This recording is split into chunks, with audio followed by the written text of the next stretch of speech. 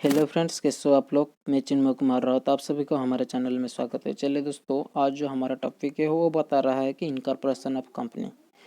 तो incorporation of company को start करने से पहले हम डिस्कशन कर देते हैं कि जो वीडियो हम पिछले वीडियो में बनाए थे, हमारा जो steps involve in incorporation of company, जो स्टेप्स इन्वॉल्व होता है, मतलब कि कौन सी प्रोसीजर और कौन सी स्टेप्स है जिसमें कंपनी एक फॉर्मेशन होता है, उसके बारे में हम डिस्कस किए थे।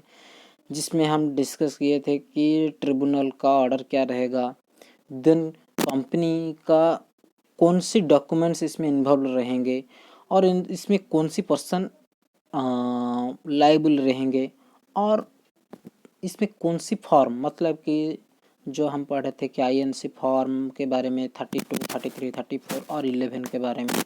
तो ऐसे ही हम सभी को डिस्कस किए थे। तो अभी जो उसका कैसे उसका इफेक्ट पड़ेगा, मतलब कि कंपनी तो इनकॉर्पोरेटेड हो गया है, तो उसका इफेक्ट क्या रहेगा, उसका इफेक्ट के बारे में हम अभी डिस्कस करेंगे। तो उसका इफेक्ट बता रहा है कि इनकॉर्पोरेशन हैज फॉलोइंग इफेक्ट्स, जो उसका इफेक्ट्स बोल रहा है on the existence of A company. जो कंपनी एग्जिस्ट हो गया है, मतलब कि कंपनी फॉर्मेशन हो गया है, तो उसी में 5 पॉइंट इंक्लूड है, जिसमें बोल रहा है कि separate legal entity, ability to own property, then ability to incur its own liability, ability to sue and be sued, then last में परपेचुअल सक्सेशन। उसका मीनिंग हम अच्छे से डिस्कस करेंगे।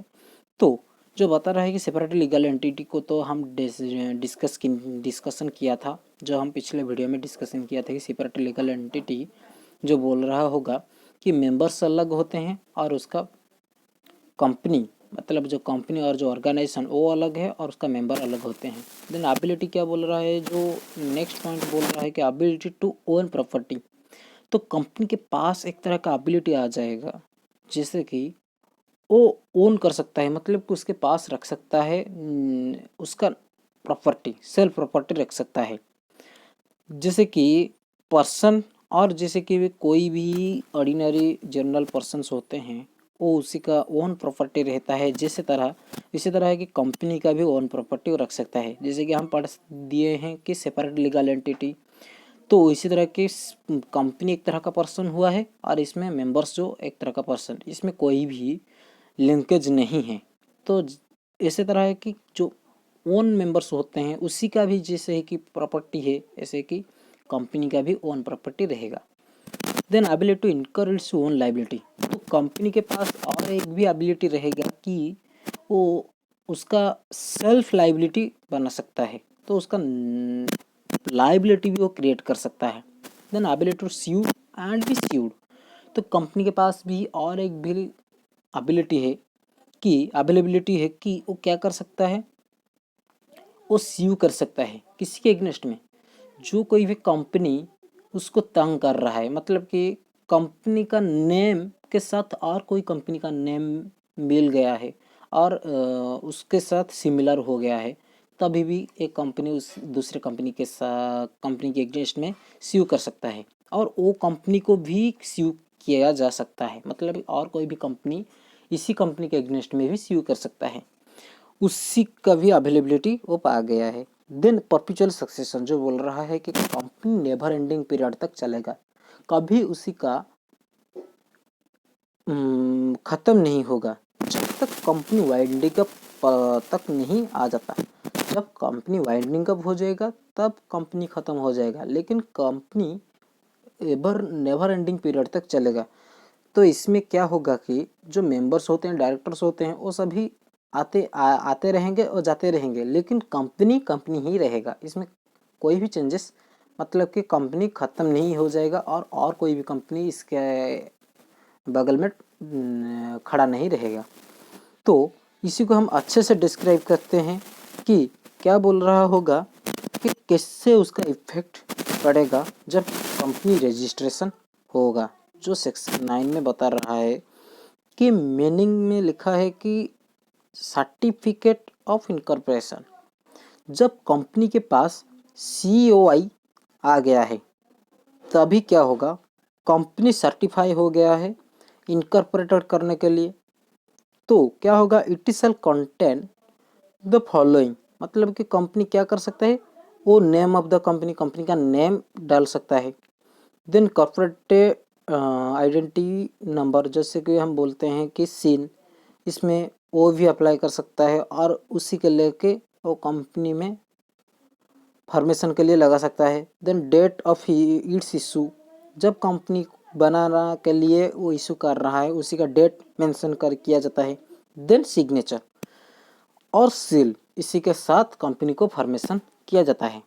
तो ना लास्ट में जिसको हम ऊपर बगल में डिस्कस किए थे कि उसका इफेक्ट क्या रहेगा, उसी के इफेक्ट के बारे में यहाँ पे बता रहा है कि कंपनी कम्स इनटू एग्जिस्टेंस, मतलब कंपनी फॉर्मेशन के लिए जो भी इंक्लूड, जो भी पॉइंट्स और जो भी इंस्ट्रूमेंट ज़रूरत था उसी के लेकर कंपनी फॉर्मेशन हो गया है।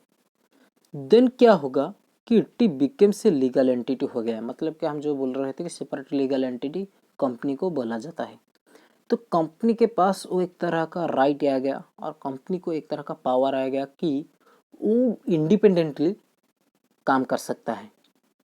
Then company accurate perpetual succession, company के पास और एक फिर राइट आ गया कि कोई भी पर्सन इसी को सिंपली, जैसे कि बोल रहा है कि सिंपली इसी को वाइंडिंग अप नहीं कर सकते, मतलब कि ख़त्म नहीं कर सकते। इसी के लिए कुछ न कुछ कंडीशंस चाहिए, सर्कमस्टांसेस चाहिए, जैसे कि कंपनी को वाइंडिंग अप करने के लिए उसी के पास और एक भी राइट आ गया है, जिसको हम बोल रहे थे कि कंपनी कब ख़त्म नहीं होगा, वो नेवर एंडिंग पीरियड तक चलेगा। देन कंपनी के पास और एक भी पॉइंट आ गया है कि उसका liability of the members limited, company limited, मतलब कि जो उसका मेंबर्स रहेंगे उसी का लाइबिलिटी लिमिटेड हो गया है।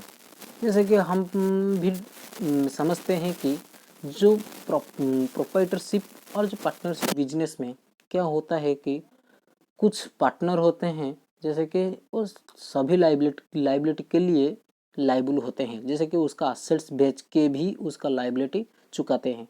तो इसी में क्या हुआ कि एक तरह का राइट आ गया, जैसे कि जो कोई भी मेंबर्स होते हैं वो मेमोरेंडम ऑफ एसोसिएशन और एओए में जो साइन किए हैं कि कितने अमाउंट के लिए वो लाइबल होंगे उतने अमाउंट के लिए वो लाइबल होंगे, उससे से ज़्यादा वो लाइबल नहीं होंगे। देन लास्ट पॉइंट जो बोल रहा है कि private company and public company not having share capital becomes entitled to commence their business immediately on receipt of share certificate, मतलब कि जो पब्लिक कंपनी और जो प्राइवेट कंपनी होते हैं वो शेयर कैपिटल क्या कर सकते हैं, entitle to commence their business immediately, उसी का जो बिजनेस होते हैं वो इमीडिएटली स्टार्ट कर सकते हैं और उसी के साथ वो रिसीव कर सकते हैं, शेयर कैपिटल को रिसीव कर सकते हैं। उसी के पास भी एक तरह का राइट आ गया कि कैसे कंपनी को चला सकते हैं और कंपनी क्या कर सकता है कि शेयर कैपिटल इश्यू कर सकता है, लेकिन सडनली वो जो शेयर सर्टिफिकेट वो इसी को इश्यू नहीं कर सकता। तो यह है कि उसी का इफेक्ट पड़ा है जब कंपनी इनकॉर्पोरेटेड हुआ है। उसी के साथ हमारा वीडियो खत्म हो गया है दोस्तों। तो हम अभी जो डिस्कस कर रहे थे सेक्शन 9 के अंदर जो कंपनी एक्ट बोल रहा है कि इफेक्ट ऑफ रजिस्ट्रेशन, रजिस्ट्रेशन करने से हमारा क्या इफेक्ट पड़ेगा। तो इसी के साथ हमारा वीडियो खत्म हो गया। थैंक यू दोस्तों फॉर वॉचिंग आवर वीडियो।